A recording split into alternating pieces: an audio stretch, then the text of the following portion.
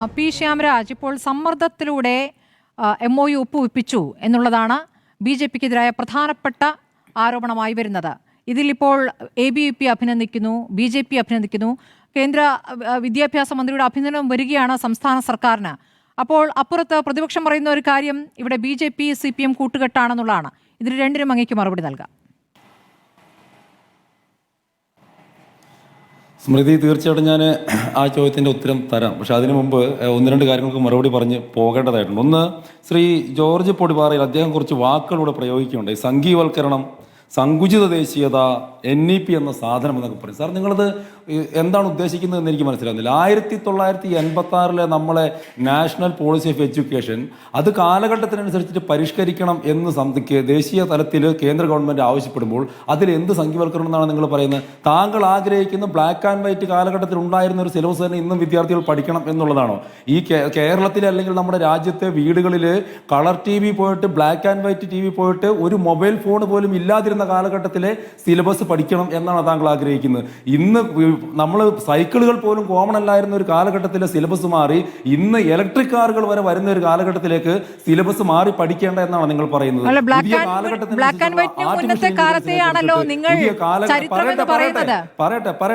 പറയട്ടെ ഏതാണ് black and white ചരിത്രം എന്താണ് സ്മൃതി?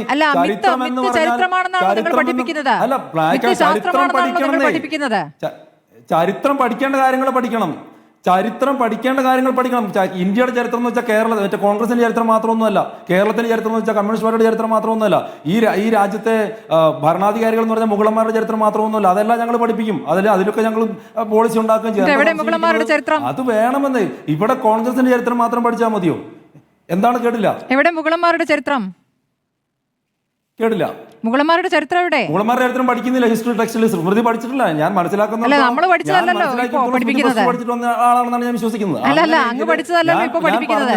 ഞാൻ പറഞ്ഞു വന്നത് ഞങ്ങളെ സംബന്ധിച്ചിടത്തോളം ദേശീയതയിൽ അധിഷ്ഠിതം മുഗളന്മാരുടെ പഠിച്ചതല്ലോ ഇപ്പൊ പഠിപ്പിക്കുന്നത്. അധിഷ്ഠിതമായിട്ടുള്ള ഈ രാജ്യത്തിന്റെ യഥാർത്ഥ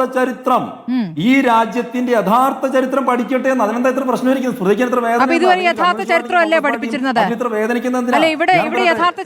പഠിപ്പിച്ചിരുന്നത് ഏതാണ്? ഇതുവരെ പഠിപ്പിച്ചിരുന്നത് യഥാർത്ഥ ചരിത്രമല്ലേ?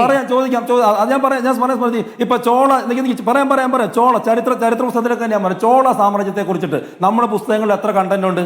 ഈ രാജ്യത്തിൽ തന്നെ ഏകദേശം 1500 കൊല്ലത്തോളം നമ്മുടെ ഇപ്പോഴത്തെ ഈ തമിഴ്നാടും ശ്രീലങ്കയും മാലദ്വീപും അടക്കമുള്ള വലിയൊരു സ്വാധീന മേഖലയിൽ ഭരിച്ചിരുന്ന രാജരാജ ചോളൻ അടക്കമുള്ള ആളുകളെ കുറിച്ച് നമ്മൾ എത്ര പഠിക്കുന്നുണ്ട്? തമിഴ് പാട്ടുകളിൽ കേൾക്കുന്നുണ്ട്. അതിനപ്പുറത്തേക്ക് ചരിത്രത്തിൽ പഠിക്കുന്നുണ്ടോ? അവിടെ അസാമിൽ ഭരിച്ചിരുന്ന 600 കൊല്ലത്തോളം ഭരിച്ചിരുന്ന അഹോം രാജവംശമുണ്ട്. അവരെ കുറിച്ചിട്ട് നമ്മൾ പഠിക്കുന്നുണ്ടോ? പഠിക്കുന്നില്ല. ഹിസ്റ്ററി അപൂർണമാണ്. ഇന്ത്യയിലെ സിലബസുകൾ അപൂർണമായിരുന്നു. അതിനെ കാലഘട്ടത്തിനനുസരിച്ച് യഥാർത്ഥ ചരിത്രം, മുഴുവൻ ചരിത്രവും പഠിക്കുവാൻ വേണ്ടിയിട്ടും അതോടൊപ്പം തന്നെ സയൻസിന്റെ രീതിയിൽ, ടെക്നോളജിയുടെ രീതിയിൽ നൂതനമായിട്ടുള്ള മുഴുവൻ പാഠങ്ങളും പഠിക്കുവാൻ വേണ്ടിയിട്ടുള്ള ഒരു പോളിസിയാണ് ഉദ്ദേശിക്കുന്നത്. അത് ആരൊക്കെ എതിർത്താലും കൊണ്ടുവരിക തന്നെ ചെയ്യും. ഒരു സംശയം വേണ്ട. ഇവിടെ ന്യൂ എഡ്യൂക്കേഷൻ പോളിസി പെട്ടെന്ന് അങ്ങോട്ട് തട്ട് പൊളിച്ചിട്ട് താഴേക്ക് വന്നിട്ട് ഇവിടെ ഇംപ്ലിമെന്റ് ചെയ്തൊന്നുമല്ല. ഈ എല്ലാ സംസ്ഥാനങ്ങൾക്കും അതിന്റെ ഡ്രാഫ്റ്റ് അയച്ചു കൊടുക്കുകയും ഏകദേശം 2.5 ലക്ഷത്തോളം 5 ലക്ഷത്തോളം വരുന്ന അതിലേക്കുള്ള കൂടുതലായിട്ടുള്ള അഭിപ്രായങ്ങൾ വരികയും അതിന്റെയൊക്കെ അടിസ്ഥാനത്തിൽ കൃത്യമായിട്ടുള്ള കൂടിയാലോചനകൾക്ക് ശേഷം തന്നെയാണ് നാഷണൽ ന്യൂ എഡ്യൂക്കേഷൻ പോളിസി തയ്യാറാക്കിയിട്ടുള്ളത്. അടുത്തൊരു കാര്യത്തിലേക്ക് എനിക്ക് പറയാൻ വേണ്ടിയിട്ടുള്ളത്, ഒന്ന്, ഈ NEP PM ശ്രീയുമായിട്ട് ബന്ധമില്ല എന്ന് ശ്രീ റിജി ലൂക്കോസ് പറയണ്ടേ? പച്ചക്കള്ളമാണ്. ഞാനത് പറഞ്ഞുതരാം. നിങ്ങൾക്ക് Shri schools framework on school transformation എന്ന് വെച്ചാൽ ഈ PM ശ്രീയുമായിട്ട് ബന്ധപ്പെട്ടുള്ള അവരുടെ ഫ്രെയിം വർക്ക് നിങ്ങൾക്ക് ഗൂഗിളിൽ വെറുതെ ഒന്ന് സെർച്ച് ചെയ്താൽ വേണ്ടി പറ്റും. അതിനകത്ത് 18ാമത്തെ പേജ് ഒന്ന് ഞാൻ വായിച്ചു തരാം. Curriculum in PM Shri schools, curriculum as per national curriculum framework based on NEP എന്ന് പറഞ്ഞാൽ PM ശ്രീ സ്കൂളിലെ പാഠ്യപദ്ധതി എന്ന് പറയുന്നത് NEP-യെ ആധികാരികമാക്കി തന്നെയായിരിക്കും. അതിനകത്ത് യാതൊരു സംശയവും വേണ്ട. നിങ്ങൾ എത്ര നുണ പറഞ്ഞാലും എത്ര മറച്ചു വയ്ക്കാൻ വേണ്ടിയിട്ട് ശ്രമിച്ചാലും ഇതിൽ നിന്നൊന്നും ഒരു മാറ്റം ഉണ്ടാകാൻ വേണ്ടിയിട്ട് പോകുന്നില്ല. അതാണ് എനിക്ക് ഈ PM ശ്രീയുമായിട്ടുള്ള റജി ലൂക്കോസ് പറഞ്ഞ കാര്യത്തിൽ സൂചിപ്പിക്കാൻ വേണ്ടിയിട്ടുള്ളത്. ഇവിടെ യഥാർത്ഥ പ്രശ്നം എന്ന് പറയുന്നത്, ഇപ്പോൾ നിങ്ങൾ നവോദയ സ്കൂളിന്റെ അല്ലെങ്കിൽ KV-യുടെ ഒക്കെ കാര്യം ഒന്ന് ആലോചിച്ച് നോക്കൂ. നവോദയ സ്കൂളിലും KV-യും കേന്ദ്ര സർക്കാരിന്റെ ഇടപെടലോടുകൂടി പ്രവർത്തിക്കുന്ന സ്കൂളുകളാണ്. അവിടുത്തെ സിലബസ് എന്ന് പറയുന്നത് പണ്ട് തൊട്ടേ, അതായത് കോൺഗ്രസിന്റെ കാലഘട്ടം തൊട്ട് CBSE ആണ്. അപ്പോൾ കേന്ദ്ര സർക്കാർ പുതിയൊരു പദ്ധതി ഒരു വിദ്യാഭ്യാസ നയം കൊണ്ടുവരുന്ന സമയത്ത്, പുതിയ സ്കൂളുകൾ കൊണ്ടുവരുന്ന സമയത്ത് തീർച്ചയായിട്ടും അതിനകത്ത് NEP ഉണ്ടാവുക തന്നെ ചെയ്യും. അതിനകത്ത് യാതൊരു സംശയവും വേണ്ട. പിന്നെ ഇവിടെ തടഞ്ഞു വെച്ചു, നിർബന്ധിച്ചു എന്നൊക്കെ പറയുന്നത് ഞാൻ ചോദിക്കട്ടെ, അശോക് ഗെഹ്ലോട്ട് ഇവിടെ ഈ NEP കൊണ്ടുവന്ന ആദ്യത്തെ സമയത്ത് ഒന്നാം പാദത്തിൽ ഏറ്റവും കൂടുതൽ NEPക്ക് സ്കൂളുകൾക്ക് പെർമിഷൻ കിട്ടിയിട്ടുള്ളത് അശോക് ഗെഹ്ലോട്ടിന്റെ കാലഘട്ടത്തിലാണ്. അവരതിനകത്ത് പറയുന്ന ഒരു സ്റ്റേറ്റ്മെന്റ് ഉണ്ട്. അന്നത്തെ അശോക് ഗവൺമെന്റിന്റെ ഗെഹ്ലോട്ടിന്റെ വിദ്യാഭ്യാസ മന്ത്രിയായിരുന്നിട്ടുള്ള ആൾ പറയുന്ന സ്റ്റേറ്റ്മെന്റ് ഉണ്ട്. അതിൽ അവർ കൃത്യമായിട്ട് പറയുന്നത്, അതായത് സന്തോഷത്തോടെ ഈ PM ശ്രീ പദ്ധതികൾ ഈ രാജ്യത്ത്, ഈ സംസ്ഥാനത്തെ അശോക് ഗെഹ്ലോട്ടിന്റെ വിദ്യാഭ്യാസത്തോടുള്ള അദ്ദേഹത്തിന്റെ മഹത്തരമായിട്ടുള്ള കാഴ്ചപ്പാടാണ് സൂചിപ്പിക്കുന്നതെന്ന്. മറുവശത്ത് കേരളത്തിലേക്ക് പോവാ, ഇവിടെ വി ശിവൻകുട്ടി എന്താ പറഞ്ഞത്? NEPക്ക് എന്താ പ്രശ്നം? ഞങ്ങൾ മാത്രമല്ല ചോദിക്കുന്നത്, കേരളത്തിന്റെ വിദ്യാഭ്യാസ മന്ത്രി ചോദിക്കുകയാണ് NEPക്ക് എന്താ പ്രശ്നം. അപ്പോ കോൺഗ്രസിന് NEPക്കാത്തത് പ്രശ്നമൊന്നുമില്ല, കമ്മ്യൂണിസ്റ്റ് പാർട്ടിക്ക് NEPക്കാത്ത പ്രശ്നമൊന്നുമില്ല. ഇവരുടെ പ്രശ്നം എന്ന് പറയുന്നത് രാഷ്ട്രീയമായിട്ട് BJP സർക്കാർ കൊണ്ടുവന്നിട്ടുള്ള എല്ലാത്തിനെയും എതിർക്കുക എന്നുള്ളതാണ്. അവരെതിർക്കട്ടെ, അവരെത്രമാത്രം എതിർക്കും നോക്കാം. ഇപ്പൊ MOU ഒപ്പിടേണ്ടി വന്നല്ലോ, ഒപ്പിട്ടല്ലോ അവസാനം. പറ്റത്തുമില്ലല്ലോ. വിദ്യാർത്ഥി ഏതാണ് അല്ലല്ല, അങ്ങനെയില്ല. അതാണ് ഞാൻ പറഞ്ഞത്. അങ്ങനെ സർക്കാർ പറയുന്നുണ്ടോ? അങ്ങനെ ഇവിടുത്തെ സംസ്ഥാന സർക്കാരിന് അങ്ങനെ ഒരു അഭിപ്രായം ഉണ്ടോ? മന്ത്രി ശിവൻകുട്ടി പറഞ്ഞല്ലോ SSAക്കുള്ള ഫണ്ട് കിട്ടുന്നില്ല, PM ശ്രീ ഒപ്പിടാണ്ട് കിട്ടില്ല പറയുന്നുണ്ടല്ലോ. അങ്ങ് കേട്ടില്ലേ? എന്ത് ഇതിന്റെ അതിന്റെ കാരണം എന്താ? അതിന്റെ പ്രശ്നം എന്താ? അതിന്റെ പ്രശ്നം എന്താണ്? NEP പുതിയൊരു വിദ്യാഭ്യാസ നയം കൊണ്ടുവന്നു. പറയട്ടെ, പുതിയൊരു വിദ്യാഭ്യാസ നയം കൊണ്ടുവന്നു. സംസ്ഥാന സർക്കാർ എന്ത് വിധേനയും അതിനെ അംഗീകരിക്കുകയില്ല എന്ന് പറയുന്നു. വിദ്യാഭ്യാസവുമായിട്ട് ബന്ധപ്പെട്ടിട്ടുള്ള മുഴുവൻ ഫിനാൻസും ആ വിദ്യാഭ്യാസ നയത്തിലൂടെയാണെന്ന് കൊടുക്കപ്പെടുന്നത്. അപ്പോൾ ഇവരതിൽ ഇത്ര കാലമായിട്ട് ഒപ്പുവയ്ക്കാതിരുന്നത് എന്താ? ഇപ്പൊ ആയുഷ്മാൻ ആരോഗ്യമന്ത്രിന്റെ വിഷയം എന്താണ്? ആയുഷ്മാൻ ആരോഗ്യമന്ത്രിന്റെ ആദ്യം എന്തൊക്കെയായിരുന്നു വീണ ജോർജ് പറഞ്ഞിരുന്നത്?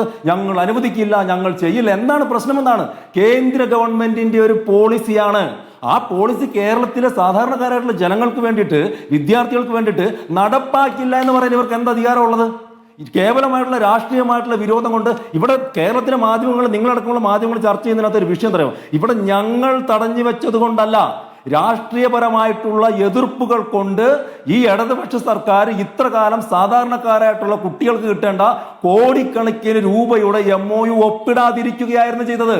അല്ലെങ്കിൽ ഇന്നിപ്പോൾ ശിവൻകുട്ടിയുടെ അഭിപ്രായം മാറിയത് എങ്ങനെയാണ്? ഇന്നും ഇന്നലെയുമാണ് ശിവൻകുട്ടി പറയുന്നു NEPക്ക് എന്താ പ്രശ്നമെന്ന്. അപ്പോൾ NEP പ്രശ്നമൊന്നും ഇല്ലല്ലോ. അപ്പൊ ഇത്രയും കാലം ഒപ്പിടാതിരുന്നത് എന്താ? ഇത്രയും കാലം ഒപ്പിടാതിരുന്നത് രാഷ്ട്രീയപരമായിട്ടുള്ള എതിർപ്പാണ്. അത് ചോദിക്കുന്നതിനൊപ്പം തന്നെ ഒപ്പിടാനുള്ള ഭീഷണി ഉണ്ടായി എന്ന വാചകം കൂടി അദ്ദേഹത്തിൽ നിന്നുണ്ടായിട്ടുണ്ട്. ഒപ്പിടാതെ തരമില്ല എന്നുള്ള വാചകം കൂടി ഉണ്ടായിട്ടുണ്ട്. അപ്പോൾ ഇല്ലെങ്കിൽ ഫണ്ടില്ല, SSAക്ക് ഫണ്ടില്ല എന്നുള്ളത് ഇവിടുത്തെ യാഥാർത്ഥ്യമാണ്. നഷ്ടപ്പെട്ട കോടികളുടെ കണക്കൊക്കെ അദ്ദേഹം വിശദീകരിച്ചല്ലോ. അങ്ങേക്ക് ആവശ്യമുള്ളത് മാത്രമാണ് എടുക്കുക. ഓക്കെ, ഒരു സിമ്പിൾ ഒരു ചോദ്യം. ഓക്കെ, ആയിക്കോട്ടെ. ഒറ്റയ്ക്കൊരു ചോദ്യം. ഇപ്പൊ നമ്മൾ ലൈഫ് മിഷന്റെ വീടുകൾ കിട്ടുന്നുണ്ടല്ലോ. ഇപ്പൊ ഓരോ വ്യക്തികൾക്കും സാധാരണ പാവപ്പെട്ടവർക്ക് കിട്ടുന്നുണ്ട്. ലൈഫ് മിഷന്റെ വീടുകളുടെ പണം കിട്ടണമെങ്കിൽ എന്താ ചെയ്യണ്ടേ? അതിനകത്തൊരു രീതിയുണ്ട്. ലൈഫ് മിഷൻ വീടുകളുടെ മാതിരിയല്ല. വിദ്യാഭ്യാസം എന്നുള്ളത് പ്രധാനപ്പെട്ട കാര്യമാണ്. വിദ്യാഭ്യാസം പ്രധാനമാണ്. മറ്റൊരു വിഷയമാണത് ശ്യാംരാജ്. അല്ലല്ല, മറ്റേത് വകുപ്പുകളെ മറ്റേത് വിഷയങ്ങളെ പോലെയല്ല വിദ്യാഭ്യാസം. ഏതൊരു സ്കീം ഇത് സ്മൃതി പോയി ചായ കുടിച്ചോന്ന് പറഞ്ഞുകൊണ്ട് ഞാൻ എന്റെ പോക്കറ്റിൽ നിന്ന് 10 രൂപ എടുത്തു തരുന്ന പോലെ അല്ല. ഇത് സർക്കാരിന്റെ പണമാണ്, ജനങ്ങളുടെ പണമാണ്. ജനങ്ങളുടെ പണമാണ്, അത് നിങ്ങൾ മനസ്സിലാക്കണം. ജനങ്ങളുടെ പണമാണ്, അത് നിങ്ങൾ മനസ്സിലാക്കണം. നിങ്ങൾ തീരുമാനിക്കുന്നതിനനുസരിച്ച് മാത്രം തരാനുള്ളതല്ലോ. ഇടതുപക്ഷ സർക്കാരാണെന്ന് ഇടതുപക്ഷ സർക്കാരാണെന്ന് മനസ്സിലാക്കാത്തത്. അല്ലല്ല, ഇവിടുത്തെ സാധാരണ കുട്ടികൾക്ക് വേണ്ട നിങ്ങളുടെ നിലപാടുകൾക്ക് കീഴടങ്ങുക എന്നുള്ളതല്ലല്ലോ സംസ്ഥാന സർക്കാരുകളുടെ തീരുമാനമാകേണ്ടത്. എല്ലാ കാര്യത്തിനും കേന്ദ്രത്തിന് കീഴടങ്ങുക എന്നുള്ളതല്ലോ. പിന്നെ എന്താണ് ഫെഡറൽ സംവിധാനം? എന്താണ് ഫെഡറൽ സംവിധാനം എന്ന് വെച്ചാൽ എന്താണ് ശ്യാംരാജ്? എന്തിനാണ് കേന്ദ്ര സർക്കാർ കേന്ദ്ര സർക്കാർ എണ്ണിച്ചുട്ടപ്പം പോലെ ഞങ്ങൾ തരും, അങ്ങനെ ഭിക്ഷ വാങ്ങിച്ചു പോകണം എന്നതല്ല കേന്ദ്ര സർക്കാരിന്റെ പണി. അങ്ങനെ ഒരു അധികാരവുമില്ല. അതിനെന്താ പ്രശ്നം? ഫെഡറൽ സംവിധാനത്തിൽ അങ്ങനെയല്ല അധികാരം. അല്ലല്ല, അങ്ങനെയല്ലെന്ന്. കേന്ദ്ര സർക്കാരിനെ ജനങ്ങൾ വോട്ട് ചെയ്ത് വിജയിപ്പിച്ച് അധികാരത്തിലേറ്റി രാമജന്മഭൂമിയുടെ കാര്യത്തിലാണെങ്കിലും NEPയുടെ കാര്യത്തിലാണെങ്കിലും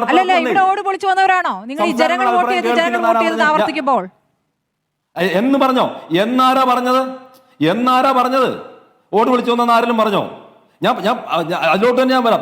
കേട്ടോ, ബാക്കികൾ കേട്ടോ. Front line curriculum needs and after discussion with all stakeholders, including state governments, ministries and relevant departments of central government. എന്ന് വെച്ചാൽ സ്റ്റേറ്റ് ഗവൺമെന്റ് ഉൾപ്പെടെയുള്ള ആളുകളോട് ഡിസ്കസ് ചെയ്തതിന് ശേഷമാണ് NEP നടപ്പാക്കുക, അല്ലാതെ അടിച്ചേൽപ്പിക്കുന്നതാണോ? അതായത് ഒരു സർക്കാർ ഉണ്ടായി, ഈ കഴിഞ്ഞ വർഷങ്ങളിൽ കിട്ടാതിരുന്ന തുകയുടെ കണക്കടക്കം പറഞ്ഞുകൊണ്ടാണ് വിദ്യാഭ്യാസ മന്ത്രി പറഞ്ഞത് ഇത് ഒപ്പിടുകയല്ല, തരമില്ല എന്ന്. പിന്നെയാണ് NEP ഒക്കെ ഗംഭീരമായത്. ആ തരത്തിൽ സർക്കാരുകളെ വരിഞ്ഞു മുറുക്കുകയാണ്. സ്മൃതി അതിലോട്ടാണ് ഞാൻ പോകുന്നത്. ഒറ്റയ്ക്കൊരു മിനിറ്റ് വരും. ഇതേ വാദമായിരുന്നു ഒരു വർഷം മുമ്പ് കേന്ദ്രത്തിൽ നിന്ന് കേരളത്തിന് ഫണ്ട് കിട്ടാനുണ്ടെന്നും പറഞ്ഞുകൊണ്ട് ഇവിടെ കിടന്നിട്ട് ഈ ഇടതുപക്ഷം പ്രസംഗിച്ചുകൊണ്ടിരുന്നത്. എന്തായിരുന്നു? എന്നിട്ട് ഇവിടുത്തെ കേരളത്തിലെ ഇടതുപക്ഷത്തിന്റെ ഒരു പ്രതിനിധി ഈ കോൺഗ്രസ് നിന്ന് മാർഗണ്ഡം ചാടിച്ച് കൊണ്ടുപോയിട്ട് ഒരാളെ ലക്ഷക്കണക്കിന് രൂപയും കൊടുത്തിട്ട് ശ്രീ KV തോമസിനെ ഡൽഹിയിൽ ഇരുത്തിയിട്ടുണ്ടല്ലോ. നിങ്ങളടക്കമുള്ള മാധ്യമങ്ങൾ ഉണ്ടായിരുന്നില്ലേ? ബഹുമാനപ്പെട്ട ശ്രീമതി നിർമ്മല സീതാരാമനെ ശ്രീ KV തോമസ് കാണാൻ വേണ്ടിയിട്ട് പോയി. അപ്പോൾ എന്താണ് മന്ത്രി ചോദിച്ചതെന്ന് ചോദിച്ചപ്പോൾ നിങ്ങൾ മാധ്യമങ്ങൾ ചോദിച്ചപ്പോൾ അദ്ദേഹം പറഞ്ഞെന്താ? ചായക്ക് മധുരം പോരായിരുന്നു എന്ന് കേരളത്തിന്റെ പ്രതിനിധി അവിടെ പോയിട്ട് കേന്ദ്ര ധനകാര്യ വകുപ്പ് മന്ത്രിനെ കണ്ടിട്ട് പറയാണ്. അതായത് ഇവർ ഈ കേരളത്തിൽ കിടന്ന് പറയുന്ന വരിഞ്ഞു മുറുക്കലും ഒന്നുമല്ല പ്രശ്നം. ഇവർക്ക് കൃത്യമായിട്ട് കൃത്യമായിട്ടുള്ള കണക്കുകൾ ബോധിപ്പിക്കാൻ വേണ്ടി പറ്റാത്തത് കൊണ്ടും പറ്റിക്കലാണ്. ആ കൂടിക്കാഴ്ചയുടെ ഉദ്ദേശം എന്താണ് എന്ന് ഇതുവരെ പറഞ്ഞിട്ടില്ല. അത് ഔദ്യോഗിക ചർച്ചയല്ലാത്ത രൂപത്തിലാണ് പറഞ്ഞത്. ഇപ്പോഴും ആ കൂടിക്കാഴ്ചയിൽ എന്താണ് ആവശ്യപ്പെട്ടതെന്ന് അറിയില്ല. ഈ തരത്തിൽ അനൌദ്യോഗികമായ കൂടിക്കാഴ്ചകൾ അവിടെ നടക്കുന്നു, പിന്നെ ഇവിടെ ഒപ്പിടുന്നു. അതാണ് സംശയകരം. നിങ്ങൾ തമ്മിൽ ഒരു പുതിയ ബന്ധം ഉടലെടുത്തിട്ടുണ്ടോ എന്ന് പ്രതിപക്ഷം സംശയിക്കുന്നു. ഇവർ ഞങ്ങൾക്ക് പറയേണ്ട ആവശ്യമൊന്നുമില്ല. അതെനിക്കറിയില്ല. അത് അടുത്ത വർഷത്തിന് പ്രതിനിധിയോട് ചോദിക്കുക. ഞാൻ ചോദിക്കട്ടെ, നിർമ്മല സീതാരാമൻ ഒരുപാട് പേര് ആൾക്കാർ വെക്കുന്നുണ്ട്. അതിനൊക്കെ ഉത്തരം കൊടുക്കലാണ് ഞങ്ങളുടെ പണി. ഇവിടെ നിന്ന് സംസ്ഥാനത്ത് നിന്ന് സർക്കാർ ശ്രീ KV തോമസിനെ പറഞ്ഞു വിട്ടപ്പോൾ പറഞ്ഞത് കേരളത്തിന് കിട്ടാനുള്ള പണത്തെ കുറിച്ചിട്ട് ഞങ്ങൾ ചോദിക്കുമെന്നാണ്. നിങ്ങൾ മാധ്യമങ്ങൾ അടക്കമുള്ളവരോട് അത് പറഞ്ഞിട്ടാണ് അദ്ദേഹം മുറിയിലേക്ക് പോയത്. തിരിച്ചു വന്നപ്പോൾ അതിൻ്റെ അതിന് ഉത്തരവില്ലാത്തത്. അദ്ദേഹം അകത്ത് പോകുമ്പോൾ ഒരു കാര്യം പറയുകയും തിരിച്ചു വരുമ്പോൾ ഉത്തരവില്ലാതിരിക്കുകയും ചെയ്യുന്ന എന്തുകൊണ്ടാണ്? അതാണ് പറഞ്ഞത്. ഇവരുടെ കയ്യിൽ കൃത്യമായിട്ടുള്ള കണക്കില്ല. ഇവിടുത്തെ പ്രശ്നം എന്താണ്? NEP SSI ഒക്കെ ഒന്ന് തന്നെയാണ്. ഈ PM ശ്രീ MOU ഒപ്പിടാത്തത് കൊണ്ട്, ഈ സംസ്ഥാന സർക്കാർ ഒപ്പിടാത്തത് കൊണ്ട് കുറച്ച് ഫണ്ട് നമുക്ക് നഷ്ടപ്പെട്ടു. എന്താ ഒപ്പിട്ടാ എന്താ പ്രശ്നം? എന്തുകൊണ്ട് ഒപ്പിടുന്നില്ല? ഒരു കേന്ദ്ര സർക്കാരിന്റെ പദ്ധതിയല്ലേ. ഇവിടെ ഈ നവോദയ വിദ്യാലയങ്ങൾ വന്നു. 1986 കോൺഗ്രസിന്റെ സർക്കാരിന്റെ കാലത്താണ് നവോദയ വിദ്യാലയങ്ങൾ വന്നത്. ഇന്നത്തെ തമിഴ്നാടും അന്നത്തെ തമിഴ്നാടും ഇന്നത്തെ PM ശ്രീ സ്കൂളിനെ എതിർക്കുന്നതും അന്നത്തെ നവോദയ വിദ്യാലയങ്ങളെ എതിർക്കുന്നതും ഒരേ കാരണം കൊണ്ടാ ഹിന്ദി അടിച്ചേൽപ്പിക്കുന്നു പറഞ്ഞിട്ട്. അപ്പൊ അതാണ് ഇവിടുത്തെ ഇടതുപക്ഷ സർക്കാരിന്റെ നിലപാടെന്ന് പറയുന്നത്. ഒരു പുതിയൊരു സർക്കാർ വരുമ്പോ, പുതിയൊരു പോളിസി വരുമ്പോ അതിന്റെ ഗുണദോഷ ഫലങ്ങൾ മനസ്സിലാക്കി